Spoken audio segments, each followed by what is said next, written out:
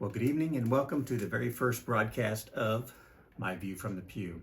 My name is Rodney and hopefully you will tune in, like, and subscribe to our YouTube channel here just to find out a little bit more about my musings, my thoughts on life in general, interviews with interesting people that we might come across, and just something to hopefully uplift your day and give you a little bit more of a calm feeling, for lack of a better word, at the end of the day or whenever you're watching this. So again, my name is Rodney Blockett, broadcasting from the studios here in beautiful Van Alstyne, Texas.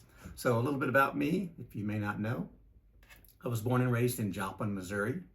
So southwest corner of the state. If you've ever been in that area, we're 15 miles from Kansas, 15 miles from Oklahoma, and about 45 miles from Arkansas. So right in the center of the country. Grew up there with my parents and a twin brother and older brother. So came from a very poor family. My dad probably never made more than $15,000, $20,000 a year his entire life. My mom was a homemaker, and so grew up relatively poor, but we didn't know any different. So had a great childhood. My parents were very, very religious. So anytime the church was open, if it wasn't the janitor there, it was us there. So Sunday mornings, Sunday night, Wednesday nights, any kind of church service, we would be there. So grew up in a good Christian home there, and just always thought I wanted to be a youth minister, to be honest with you. Had some really engaging youth ministers in my childhood, and really thought that was the path I wanted to go down. So had looked at that as a career or calling, I guess you could say, but didn't really prepare myself for college. So I think my senior year I had art, family foods, PE, and then I went to work the rest of the day. So didn't really prepare myself for the first day of college. In fact, my senior year, if I had a locker, I didn't know where it was. I was somewhere in the building, but like I say, it wasn't my primary goal. So I went to Ozark Christian College, Ozark Bible College at the time, back in 1983. Was there for a little while, and then kind of got out of that and went into working some local banks and financial institutions there in Joplin, Missouri. And so just stayed involved in the church, stayed involved doing some things around Joplin, and really became involved in the community. So as I kind of got older in life, and when we had our first daughter, got involved in more civic duty. So I was the president of the school board for a couple of years, started on the school board for 6 years, I guess, total, 6 or 8, I don't remember now. Kiwanis Club president, Chamber of Commerce, lots of different activities, Boys and Girls Club president on their board. So really involved in the community, like to give back to the community, and really kind of had a need or a calling to do more. And as my old buddy Warren Turner would say, and we'll talk about Warren in one of the future podcasts, I'm sure, but your price that you pay for living on the earth is paid back in community service, and I truly believe that.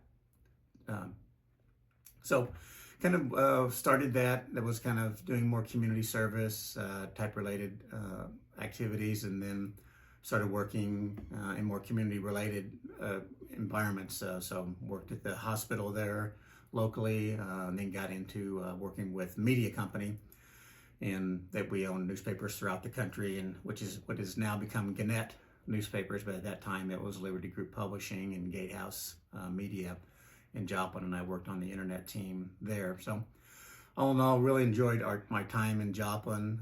Like I say, knew everybody. The upside to being in Joplin is and being there that long and working in banks and working in other industries is you get to know a lot of people, and so I was blessed to know a lot of really good people. And when I moved to Texas, and we'll talk about that later on as well, but the gentleman that brought me down here said, well, the good thing is you don't know the bad thing is you don't know anybody, and the good thing is you don't know anybody. So you can kind of pick and choose what you want to do when you do that. So never thought I'd leave Joplin. I was there for 45 years, I guess. Born, raised, grew up there, but had an opportunity to come to Texas in 2009. And so we came to Texas. I was the internet director for another group of newspapers. We owned about 10 papers and 100 papers, in 10 different states. And so came down here and really fell in love with it. My wife originally grew up in Garland, Texas, which is a little bit south of Dallas. And so we lived in Frisco, moved to Frisco, Texas, and really enjoyed it. It grew a ton. I think 70,000 people when we moved there, and it's 220 some odd thousand since. And so we moved about 5 years ago, a little north of the Metroplex, into a town called Van Alstyne, which I think our population is around 5,000 now. So definitely a smaller community, but growing, and really enjoy that part of the next part of our lives. So our youngest daughter was in 5th grade when we moved here, and so will be married 4 years this year, this year. And so then we have our oldest daughter moved as well down here, so she lives not too far from us. And so between the two of them, we have 4 grandkids, ages 4 to 6 months. So having a lot of fun. I tell everybody the reason I have gray hair is because I had 2 daughters, and now we have 4 grandkids, and 3 of them are girls. So I probably have no hair by the time we get through all this. But some of you might be wondering, why my view from the pew, or what does that mean? So one of the things that's kind of always been interesting to me is just kind of watching the church and how it has evolved, and kind of how people interact in the church, or just with people in general. We'll have some things that I'll talk about on the podcast, experiences that I've had, both good and bad, in different settings in the church. So try to talk to some people, some ministers that I know that are good friends of mine, who have different perspectives on the way things go, and whether that be for current state of music in the church, current state of what version of Bible you use, or what you do as far as just helping the poor, what you're doing with your money, or just life in general. I mean, I think the view from the pew has changed quite a bit. If you're like me with a little bit of gray on your hair, but even if you're a young person just kind of starting out and just kind of seeing and trying to figure out what does that mean. So one of the other pieces that's been kind of interesting for me is I have a really good friend of mine. His name's Chad. He's been a police officer for a long time, so I got involved with a police volunteer association several years ago, and met Chad, and we became kind of friends instantly. You'll see him on this channel quite a bit. But one of the things that he does is he has a company that does security for churches. So I went through the program with him just to kind of see what it was about. Ended up getting my security license for that. So I help out from time to time when he needs someone to fill in over at a church just not too far from the airport here in the Dallas area. And so it's interesting just kind of to observe and see how things work and how things don't work kind of in the church today, and kind of what we're using, or they're using for marketing, as I would call it, and or just to attract people, to retain people. But some of the tricks, gimmicks, how we're using money in general, how we're interacting with people, what we're doing or not doing. So it's kind of interesting. And so kind of my view on that is just kind of standing in different positions on security, but it's kind of my view from the pew. So what that is also is I've been working in media for several years, both in the newspaper side of things, on the internet, marketing, digital marketing, business development, things of that nature, and just kind of seeing how things changed a little bit there, especially with how we interact with people for sales, for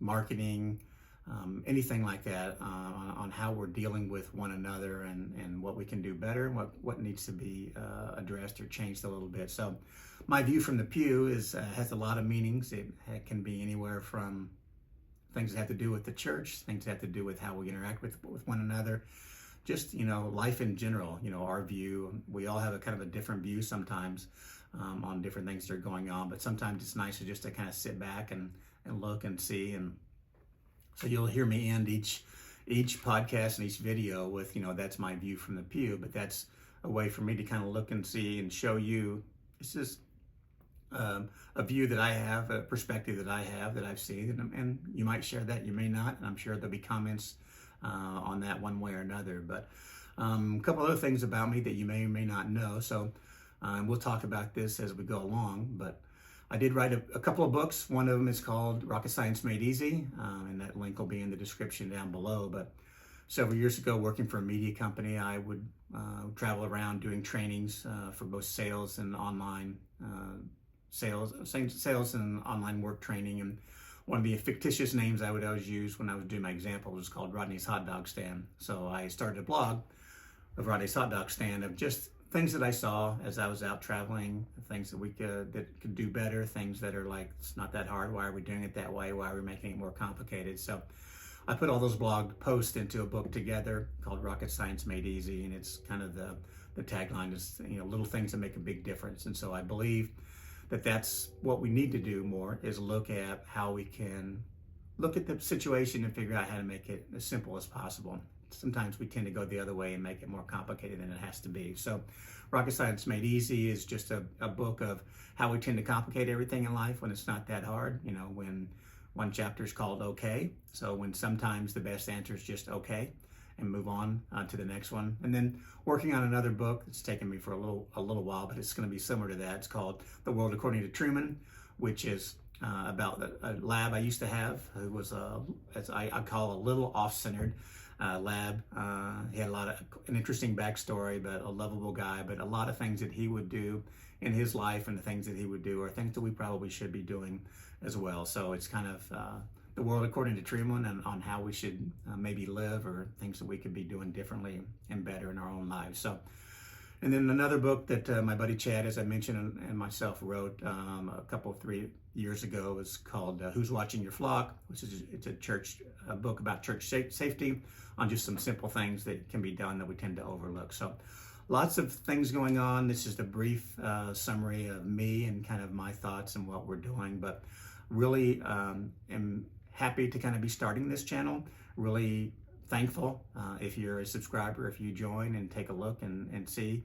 My goal is to post something on a daily basis. And again, that might be 4 minutes, 5 minutes, could be 10 minutes, kind of depending on the subject and what I'm thinking about, but would love your feedback as well.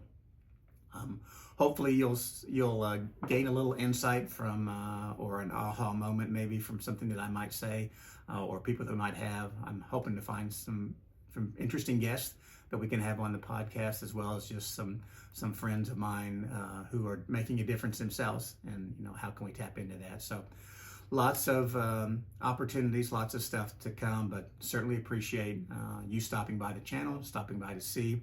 And so for tonight, that's me, and that's all I have. But as I sign off here, thank you for subscribing, and that's my view from the pew.